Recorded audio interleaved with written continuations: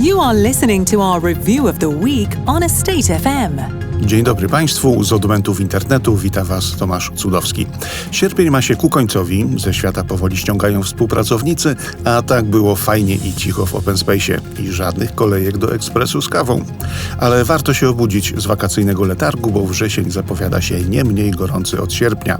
O czym przekonacie się, oczywiście na własne uszy, dzięki kanałowi Estate FM, który nieustająco wspierają nieocenieni mecenasi firmy JLL i Pinsent Masons. Thank you for listening. You can also listen to the Estate FM podcast on Spotify. A miniony tydzień z małym haczykiem w skrócie wyglądał tak. Puchną PRS-owe portfele. Resi4Rent otworzył kolejny projekt z mieszkaniami na abonament. Resi4Rent Wrocław-Barcka oferuje 620 gotowych do zamieszkania lokali od 1 do 3 pokojowych. Z kolei Kaware by Cavatina i fundusz NSF 6 zarządzany przez Urban Partners rozwijają gdański portfel platformy LED. Strony podpisały kolejną umowę w formule Forward Funding obejmującą projekt Palio D1, który po ukończeniu będzie funkcjonował pod nazwą LED Stocznia. Inwestycja obejmie 310 lokali, a po jej oddaniu portfel platformy LED w kompleksie Palio wzrośnie prawie do 650 jednostek. Gorąco również w magazynach. 7R rozpoczęło budowę obiektu o powierzchni prawie 10 000 metrów w Bydgoszczy. W ramach 7R Park Bydgoszcz 1 powstaje sortownia paczek dla firmy specjalizującej się w rozwiązaniach logistycznych dla e-commerce. Zakończenie budowy zaplanowano na pierwszy kwartał przyszłego roku. To kolejny projekt 7R dla tego samego klienta. Deweloper zlokalizował dla niego dotąd 44 000 metrów magazynów w 5 lokalizacjach. Również 7R zawarło umowę najmu z firmą Berner Polska, która zajmie 6,5 metrów powierzchni magazynowej w kompleksie 7R Hub Nowa Huta. Ten megaprojekt o docelowej powierzchni około 230 000 metrów ma stać się największym kompleksem logistyki miejskiej w Europie. Natomiast Panattoni rozpoczęło budowę ostatniego etapu Panattoni Park Zgierz 1. Nowa hala będzie miała blisko 16,5 tysiąca metrów, a po jej ukończeniu cały kompleks osiągnie prawie 30 000. Nowy obiekt powstaje z myślą o firmach z sektora logistyki i e-commerce. Zaskakująca decyzja pioniera budownictwa modułowego w Polsce. Grupa Airbud zamyka swój startup, który miał zrewolucjonizować ten segment rynku. Zarząd tłumaczy swoją decyzję głównie recesją na rynku niemieckim, który miał stać się głównym odbiorcą produktów. Firma deklaruje, że zamierza skupić się na budownictwie kubaturowym, odnawialnych źródłach energii oraz serwisie dla przemysłu, a decyzja o zamknięciu spółki nie wpłynie na sytuację finansową grupy. Follow Estate FM on Spotify and you won't miss an episode. Ekskluzywną część dźwiękową zaczynamy od transakcji retailowej. Właściciela zmieniła poznańska Galeria Pestka, od 5 lat własność spółki Henley. Nabywcą została spółka Opal Centers z grupy Dromstar. O szczegółach transakcji, która nieco się przeciągnęła, mówią prawnicy kancelarii Greenberg Traurig, która reprezentowała sprzedającego, Radomił Harzyński i Olga Durawa. To była transakcja bardzo charakterystyczna z jednej strony dla rynku nieruchomościowego, z drugiej strony bardzo atypowa. Taki miks atypowości i typowości, dlatego że ona trwała dużo dłużej niż pierwotnie przewidywaliśmy. To znaczy ona miała się zamknąć gdzieś tam w pierwszym, drugim kwartale, zamknęła się całkiem niedawno. Aczkolwiek tego typu opóźnienia nie są rzeczą jakąś tam szczególnie szokującą na rynku nieruchomości, szczególnie w dzisiejszych okolicznościach. Nasz klient chciał się pozbyć tego asetu z różnych powodów, głównie strategicznych. Aset jest dość wiekowy, jak na centrum handlowe, aczkolwiek nasz klient bardzo dużo pieniędzy włożył w tak zwany capex i refurbishment i centrum było niemalże w pełni wynajęte. Więc w stosunku do tego, co było parę lat temu, gdzie tam to centrum świeciło pustkami, służyło jako parking na plazy obok, to centrum ma swój jakiś charakter, ma najemców przede wszystkim. A nabywcą jest fundusz z Izraela. To nie jest jego pierwsza akwizycja w Poznaniu. Cały proces due diligence się przedłużył, due diligence techniczne, ale nabywca finansował nabycie i to finansowanie zajęło dużo dłużej niż przewidywaliśmy. To było związane z jakimiś tam refinansowaniami jego innych asetów. Jednym z aspektów poza finansowaniem, na który czekaliśmy, było też zakończenie negocjacji umowy najmu i otwarcie sklepu ISK, który stał się jednym z anchor tenantów tego centrum. Ponieważ udało nam się tutaj wszystko szczęśliwie dowieść do celu, to i udało się również całą transakcję zamknąć w zeszłym tygodniu. Choć Pestka nie była szczególnie efektownym ani nowym asetem, to jej przejście do nowego portfela jest znamienne, uważają prawnicy Greenberg Traurig. Z naszego punktu widzenia i z naszych obserwacji wynika, że w ostatnim czasie na rynku brakowało potencjalnych kupujących dla tego typu asetów. To znaczy mieliśmy albo większych graczy zainteresowanych nowoczesnymi budynkami w bardziej centralnych lokalizacjach. W związku z tym o tyle jest to nietypowe, że wskazuje na pewną zmianę dla rynku polskiego, która daje też pewną nadzieję, a mianowicie taką, że na każdy rodzaj asetu teraz jesteśmy w stanie znaleźć kupującego. To bardzo nas cieszy. To świadczy o pewnej dojrzałości rynku, o pewnej potencjalnej, szerszej gamie transakcji, jakie mogą nas czekać w przyszłości. Przez bardzo długi czas po inwazji rosyjskiej na Ukrainę jedyną klasą asetu, który był handlowany i to dość licznie, to były tak zwane retail parki. Tych parków bardzo dużo budowano, bardzo dużo dewelopowano i bardzo dużo sprzedawano. Natomiast nie było w ogóle transakcji, jeżeli chodzi o duże centra handlowe. No i takim przełomem była Poznania, w której też mieliśmy zaszczyt uczestniczyć. Zarówno ta dolna półka, jak i ta górna półka zaczęliśmy znajdować nabywców na nie. Pestka gdzieś tam wpisuje się w środek tego i widać to, co Olga powiedziała. Każda klasa asetu, jeżeli chodzi o retail, znajduje swoich nabywców, co świadczy o tym, że ten rynek się bardzo ruszył i rzeczywiście Polska przyciąga kapitał, Polska przyciąga nabywców.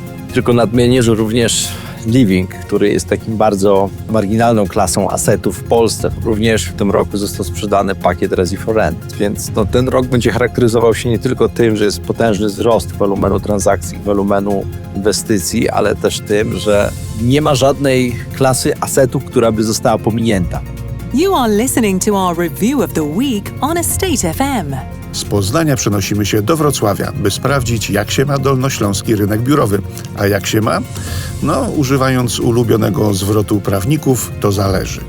Sporym wyzwaniem okazuje się poziom pustostanów, który w połowie roku sięga 22% stoku, czyli wynosi około 300 000 metrów.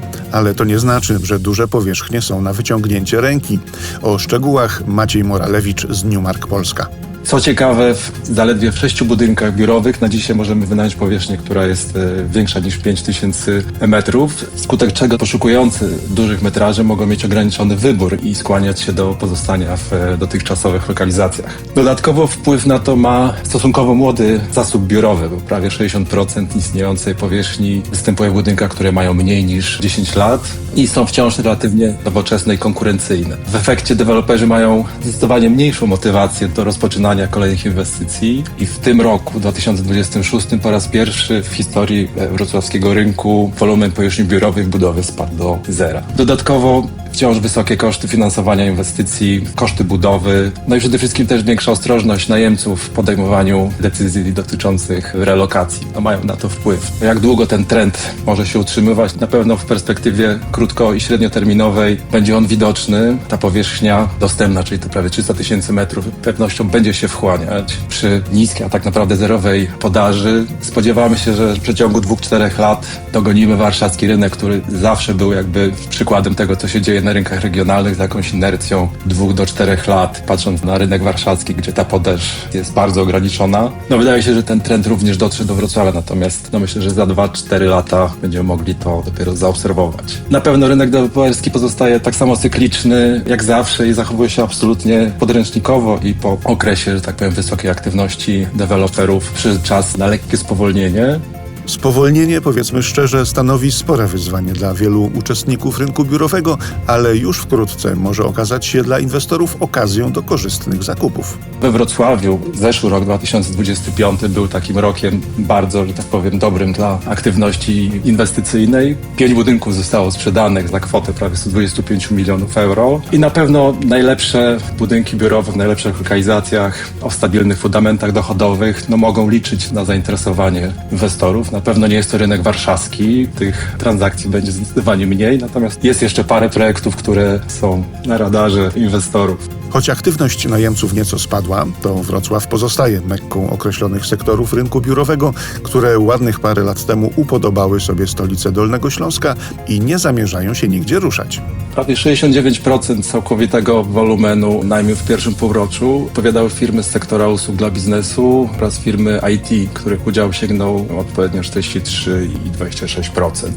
Na drugą połowę prognozujemy około 70 000 podpisanych umów. Zawsze jest tak, że druga połowa roku jest lepsza. Szacujemy, że będzie to poziom zbliżony do średniej z lat 2015-2024. Jeżeli chodzi o czynsze, no to tutaj mamy dość stabilną sytuację. Czynsze kształtują się na poziomie między 13 a 17 euro. Absolutnie widać, że budynki, które walczą o najemców, nie są może w najlepszych lokalizacjach. Tutaj te pakiety zachęt będą zdecydowanie wyższe, natomiast budynki świetnie zlokalizowane mają szansę na utrzymanie, a lekką korektę czynszów w górę. And now this. Czyli kącik literacki. Dziś bardzo odpowiedni fragment na koniec wakacji, mianowicie wspomnienie pewnej szalonej eskapady. Obudziłem się tuż przed Gotenburgiem. Tam właśnie miała mi się trafić najgenialniejsza jazda w życiu. Odkryta ciężarówka, a na niej rozwalonych 6 czy 7 chłopaków. W szoferce siedzieli kierowcy, 2 młodzi blondyni, farmerzy z Minnesoty, którzy brali każdą duszę napotkaną po drodze. Stanowili parę uśmiechniętych od ucha do ucha, wesołych, przystojnych kmiotków, co to od razu podbijają serca ludzi. Obaj w samych bawełnianych koszulach i spodniach ogrodniczkach.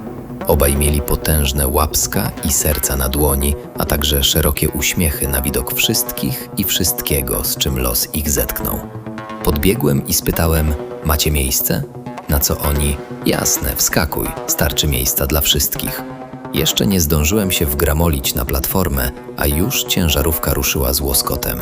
Zatoczyłem się, jeden z pasażerów mnie złapał, usiadłem. Ktoś mi podsunął flaszkę Harry, w której zostało coś na dnie. Pociągnąłem, zachłysnąłem się obłędnym, lirycznym, dżdżystym powietrzem Nebraski. Chudzielec odwrócił się do mnie, wskazał palcem na moje buty i skomentował: myślisz, że jakbyś je zasadził w ziemi, to by coś wyrosło? Inni usłyszeli i zarechotali, a były to najbardziej żałosne buty w całej Ameryce. Wziąłem je specjalnie w trasę, bo nie chciałem, żeby mi się pociły nogi na rozgrzanych drogach. Zresztą, pominąwszy ulewę na Górze Niedźwiedziej, okazały się najlepsze z możliwych w tej podróży. Śmiałem się razem z chłopakami. Teraz buty były już w opłakanym stanie, wystawały z nich strzępy kolorowej skóry, niczym kawałki świeżego ananasa, a z przodu przeświecały duże palce u nóg. Znów sobie pociągnęliśmy i znów się roześmieliśmy. Mknęliśmy jak we śnie przez małe miasteczka na skrzyżowaniach dróg, które migały tylko w ciemnościach. Mijaliśmy długie zastępy pomocników żniwnych i kowbojów szwendających się po nocy.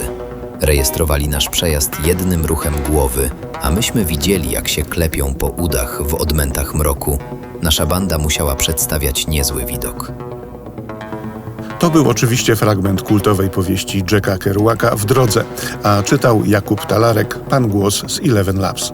Za tę podróż sentymentalną wielkie dzięki i wielkie brawa.